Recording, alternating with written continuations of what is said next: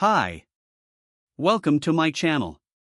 Don't forget my PlayStation 5 giveaway for 1,000 subscribers. Throwaway account because, well, you'll see why.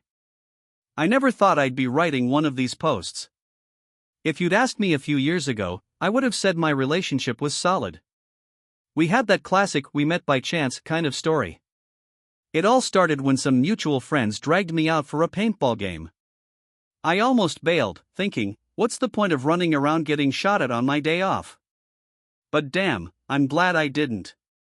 That's when I met her, let's call her M. She was crazy competitive, talking trash to everyone, especially me. I still remember her laughing after nailing me right between the eyes. Goggles fogged up, pride bruised, but honestly? I was impressed. We didn't exchange numbers then. It felt like a random funny encounter that would just live rent-free in my mind for a while. But 2 weeks later, fate did its thing again. A beach trip with some friends, and there she was, walking toward me, surfboard under one arm, grinning like the universe had played a trick on us both. From that moment on, we just clicked. At the bonfire that night, we ended up sitting next to each other playing Cards Against Humanity. I won with the most horribly inappropriate card you can imagine, like, one of those cards that makes everyone gasp and then burst out laughing. And apparently, that was it. M said later that she was hooked from that moment on. Guess my dark humor was the secret weapon all along, lol. 8 years later, we were still together, even expecting our first child this year. Everything seemed perfect. But if life has taught me anything, it's that when everything seems perfect, you better start looking closer. For a long time, everything felt easy with M. We moved in together after a year, got a dog, built a life that honestly felt better than anything I'd ever imagined for myself. But looking back now, the little cracks were there. They always are, aren't they? You just don't see them when you're standing too close. It started small. M would get really defensive over her phone, like snatching it away if it buzzed while we were watching TV, or taking calls in the bathroom with the door closed. I didn't want to be that guy, the paranoid boyfriend, so I told myself it was nothing. She deserved her privacy. Then there were the work trips. At first, they were rare. Once every few months. No big deal. But after year 6? It felt like she was always packing a bag for some last-minute overnight thing. Again, I made excuses. She's building her career. She's working hard for our future. But deep down, this tiny voice started whispering, something's off. I didn't want to hear it. I wasn't ready. I was already picturing us growing old together, raising our kid, having the kind of life my own parents never managed to give me. I didn't want to believe that the woman I loved could be hiding something from me.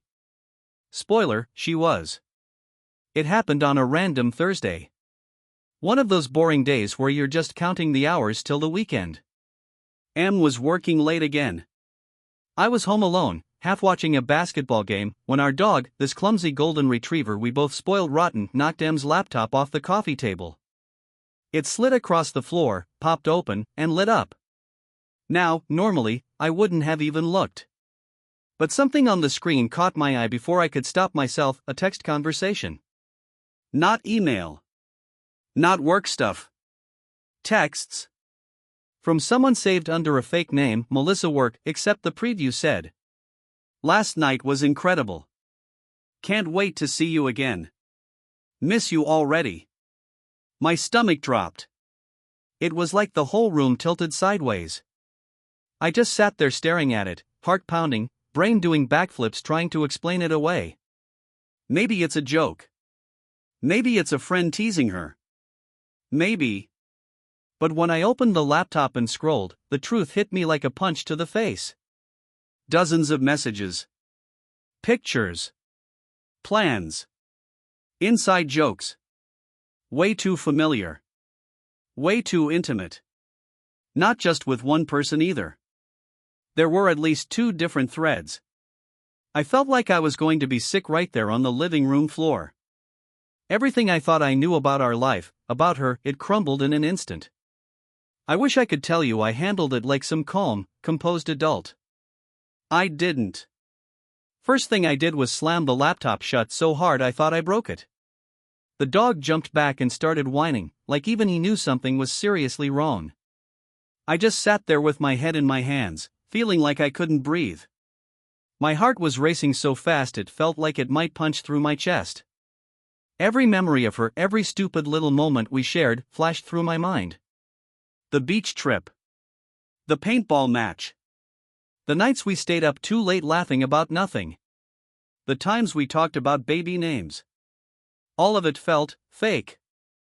Like it belonged to some other life, some other version of me that had no idea what was really going on. I remember thinking, who the hell am I even living with? Who the hell have I been planning to raise a kid with? The betrayal cut so deep, it physically hurt. I felt it in my chest, my gut, my hands. Everything inside me screamed to do something, scream at her, call her, drive somewhere, anything. But I didn't move. I just sat there frozen, completely wrecked. And that's when I realized. I couldn't pretend it was nothing anymore. The fantasy was over. After sitting there for what felt like forever, I knew I had two choices. Blow up immediately, or be smart about it. I wanted to rage. I wanted to call her and scream every horrible thing I was feeling. But deep down, something colder started to settle in. I didn't just want to fight. I wanted answers. I decided right then, I wasn't going to give her a chance to lie her way out of this. I was going to get the whole story first. The truth, every ugly detail. So I got up, grabbed a notepad from the kitchen, and started writing down everything I found. Names. Dates. Messages. Screenshots. I took pictures of the laptop screen, backing up everything in case she tried to wipe it later. I even went back through old texts on my own phone, trying to line up her work trips with the messages she was sending these other guys. And holy hell, it all fit. Almost every business conference or overnight client meeting lined up perfectly with some romantic text thread. The more I uncovered, the sicker I felt. But weirdly, the more focused I became too. It was like I had flipped a switch inside me. This wasn't my fault. I didn't do this. But I sure as hell was going to finish it. I made my plan. I would wait for her to come home. Face to face. No screaming, no threats, just facts. Make her say it. Make her admit it. And depending on how she reacted. Well, let's just say, everything was about to change. I heard her key in the lock around 9:45 p.m. Later than usual. Typical. My heart was hammering in my chest, but on the outside, I stayed still, sitting at the kitchen table, laptop open in front of me like some kind of trap. Our dog ran to the door, tail wagging, clueless. She walked in smiling, tossing her bag onto the couch like nothing in the world was wrong. "Hey babe," she said casually, kicking off her shoes. She didn't even look guilty. That pissed me off more than anything. The ease. The normalcy. Like she hadn't just been lying straight to my face for God knows how long. I didn't say anything. Just sat there, staring at her. It took her a second to realize something was off. She glanced at the table, saw the open laptop, the screen full of messages she thought were hidden, and froze. The color drained from her face so fast it was like watching a movie in slow motion. "Sit down," I said. My voice came out low and steady, even though inside I felt like I was shaking apart. She hesitated, then sat. No jokes. No fake smiles. No "you're overreacting." Just silence. "You want to explain this?" I asked, pointing at the screen. She opened her mouth, closed it again. Tears filled her eyes instantly. She wasn't angry. She wasn't defensive. She was caught. "I'm so sorry," she whispered. "It didn't mean anything. I swear. I was just lonely." Lonely? Living with me? Planning a damn family with me? I almost laughed. Almost. And that's when she dropped the first bomb I wasn't expecting at all. She started crying harder, like ugly sobbing, the kind that comes from deep in your chest. For a second, a tiny second, some old instinct in me wanted to comfort her.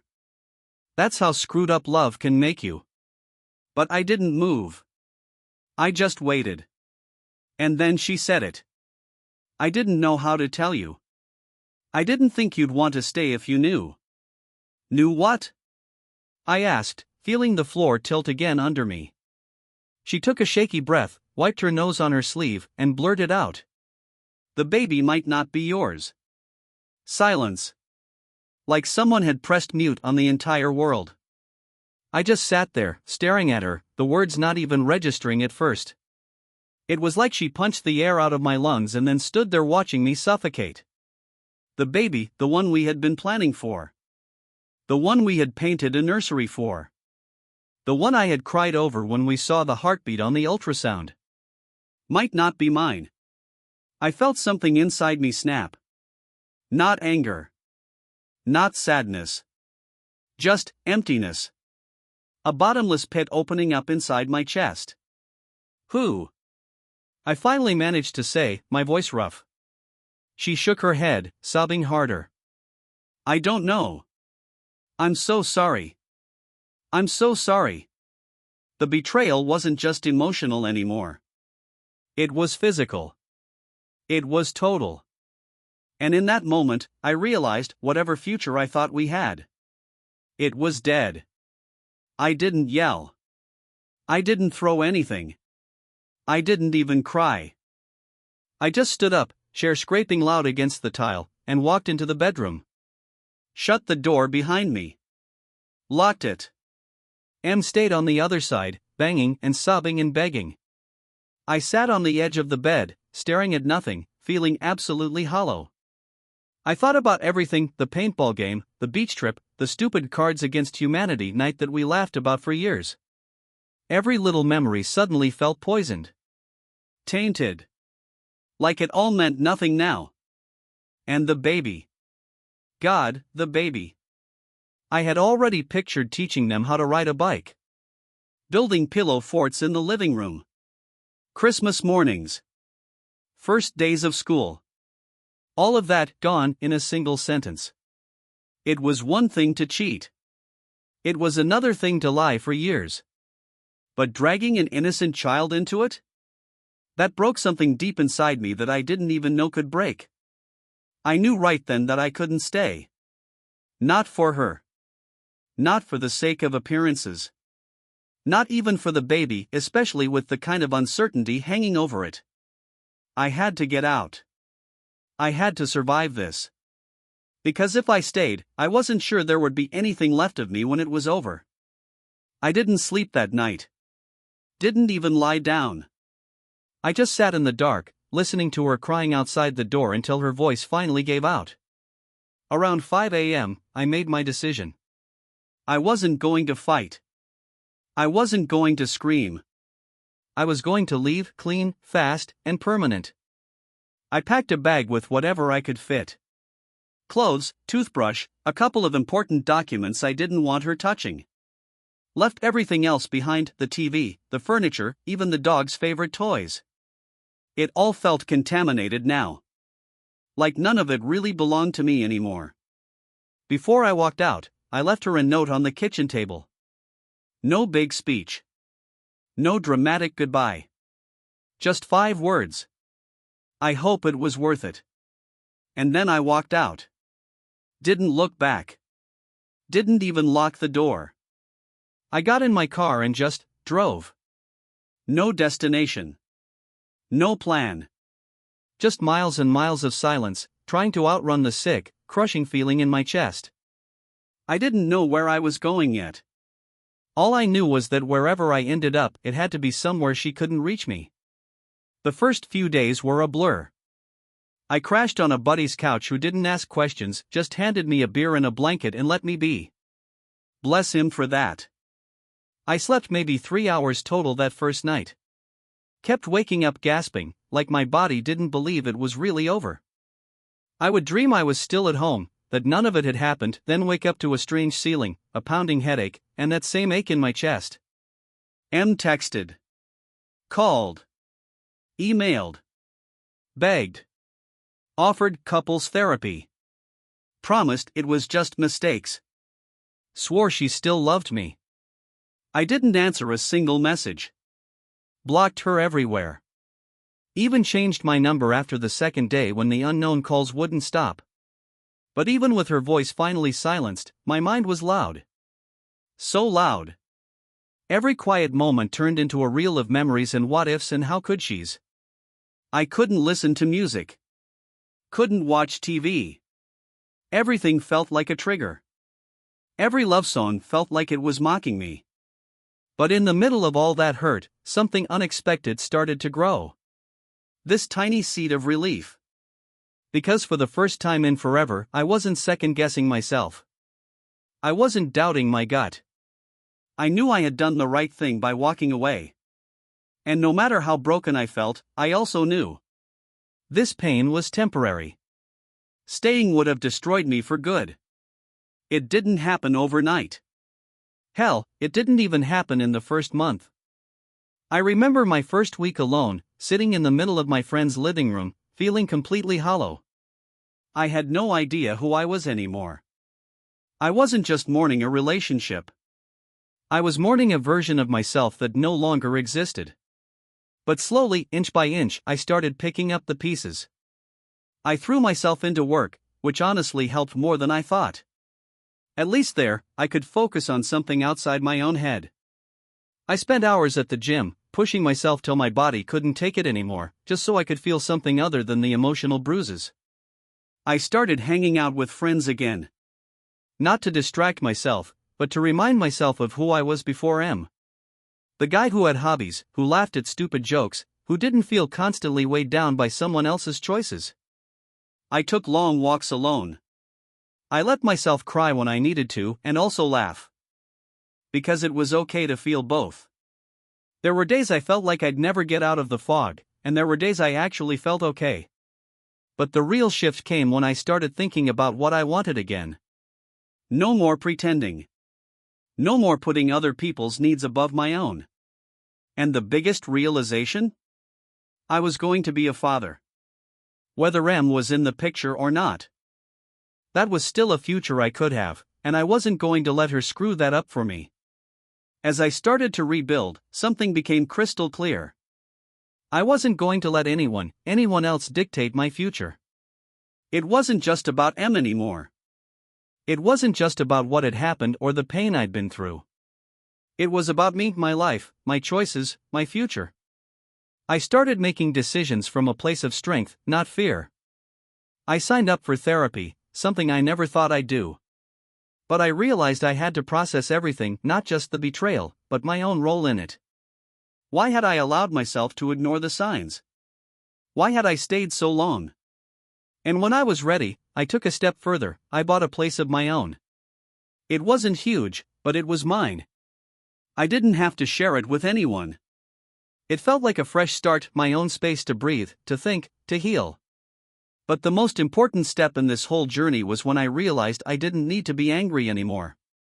It wasn't about forgiving M, not yet, at least. It was about forgiving myself for staying in something that wasn't right. I wasn't perfect. I wasn't without flaws. But I wasn't the guy who let someone else decide his worth anymore. For the first time in months, I looked at myself in the mirror and saw someone who was capable of moving forward. As the weeks went on, I started to feel like myself again. But it wasn't just the physical changes, the gym, the therapy, the new apartment. It was the mental shift. I began to look forward, not back. I still had moments where I'd find myself thinking about M, the good memories, the broken promises, but they became just that, memories. I realized the best way to heal was to stop living in the past. I started thinking about what I really wanted for my future. The kind of partner I deserved. The kind of father I could be. I'd gone through hell and come out the other side. And while I couldn't change what happened, I could shape the life that was ahead of me. I wasn't in a rush to date again. I didn't need to prove anything to anyone. But I started to consider the idea of love again when the time was right. More than that, I wanted to make sure I was whole before I brought anyone else into my life. And when I did start thinking about relationships again, it wasn't about filling the emptiness I'm left. It was about finding someone who was real, someone who deserved me, not just someone who happened to be in my life at the right time. I'll admit, I was scared to let someone else in. I mean, how could I trust again? How could I put my heart on the line after all that? But one night, while I was out with a few friends, I met someone. It wasn't like a movie, you know?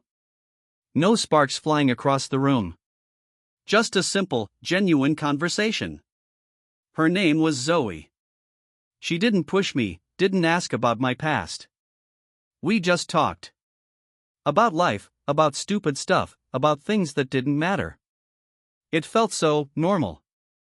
And for the first time in a long time, I realized that normal could be good. We took things slow. Not because I was afraid, but because I wasn't in a rush anymore. I wasn't looking for a quick fix. I was looking for something real. It wasn't perfect.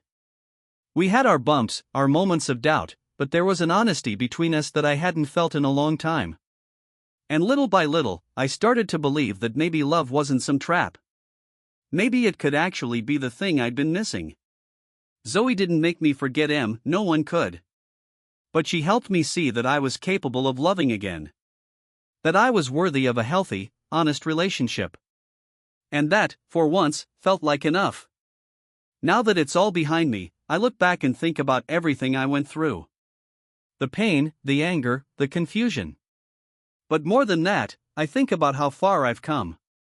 I used to think that love was supposed to fix everything, that if you loved hard enough, you could overcome anything. But I learned the hard way that love can't be the only thing that holds you together. It's trust, respect, communication, all those things that are harder to see in the heat of the moment. Love can blind you to the truth if you're not careful. And here's what I tell anyone who's going through a similar situation. Don't stay because you're scared of being alone. Don't stay because you think it will get better on its own. Don't stay because you're afraid of losing what you've built together. Sometimes, walking away is the bravest thing you can do. Sometimes, the best way to love yourself is to stop letting someone else hurt you. And sometimes, you have to lose everything to find out who you really are. I lost my trust, my sense of self, my future, but I found something more important in the end. My peace. My independence. My ability to rebuild. I've learned that I can't control what others do, but I can control how I respond. I don't need to be defined by someone else's choices. I am who I choose to be. And that's a freedom I didn't know I needed. So, to anyone out there feeling stuck, feeling betrayed, or wondering if they'll ever find their way back to themselves, you will. It won't be easy. It won't be quick. But you will rebuild. And you will be stronger for it. As for me, I'm still figuring things out day by day. But I've learned that it's okay to take my time. To trust again when I'm ready. And to never, ever settle for less than what I deserve. And if that means walking away from something toxic, then so be it. I'm worth more than that. End of story.